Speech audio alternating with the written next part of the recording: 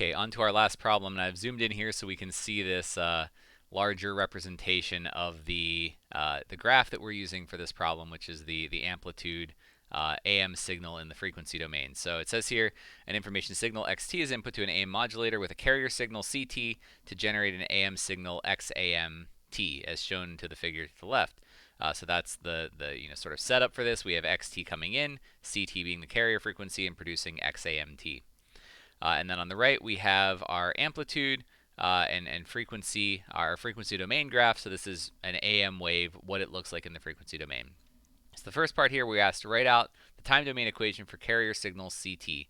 For any sinusoids, you can assume cosine with no phase. So we're going to have CT equals blank cosine 2 pi blank, rewrite that real quick. C of t equals blank cosine of 2 pi blank t, assuming no phase.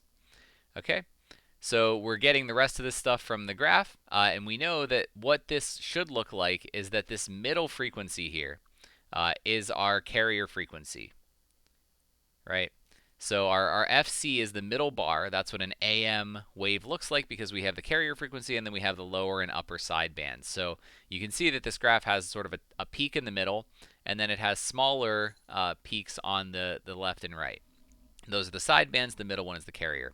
So looking at our graph, we've got frequency in kilohertz, and that means that this is 150 kilohertz times t here. And then we can look at the amplitude of that spike in the middle, and that looks like it goes up to 10. So our 10 volts, and that's our wave here, is 10 cosine 2 pi 150 kilohertz t.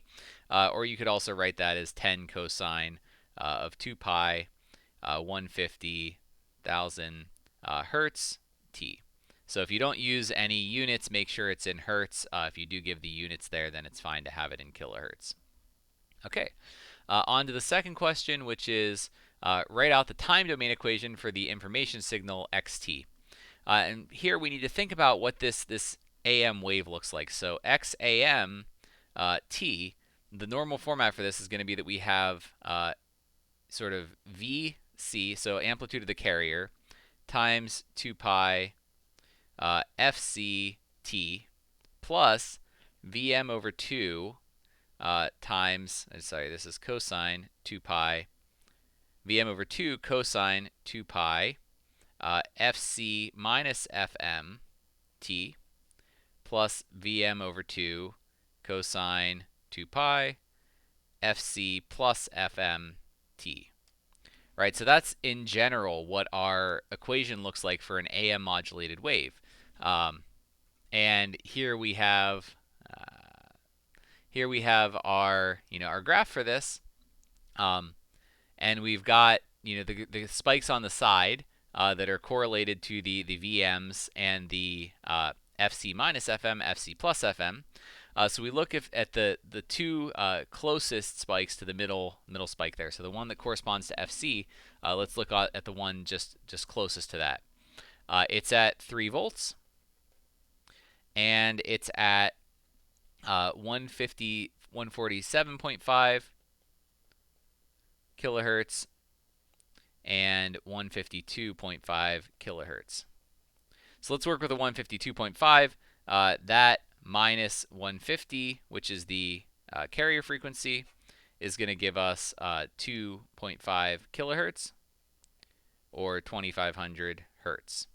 Okay, and so that's what we get for our FM1 is 2500 hertz, and 3 volts. We have to keep in mind that that is the 3 volts is Vm divided by 2.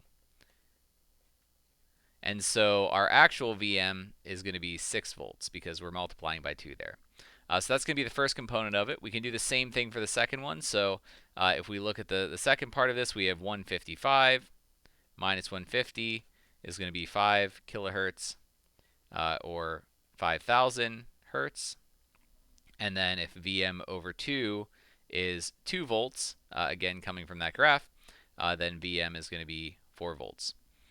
We combine that all into an equation, and that's going to give us that x of t is equal to we're going to have the 4 volts combined with the 5,000 hertz, so 4 cosine 2 pi 5,000 t plus 6 times cosine 2 pi and 2,500 t. And that's it. We just had to find those values, and that's it for the exam. So hopefully this helps you prepare. Good luck.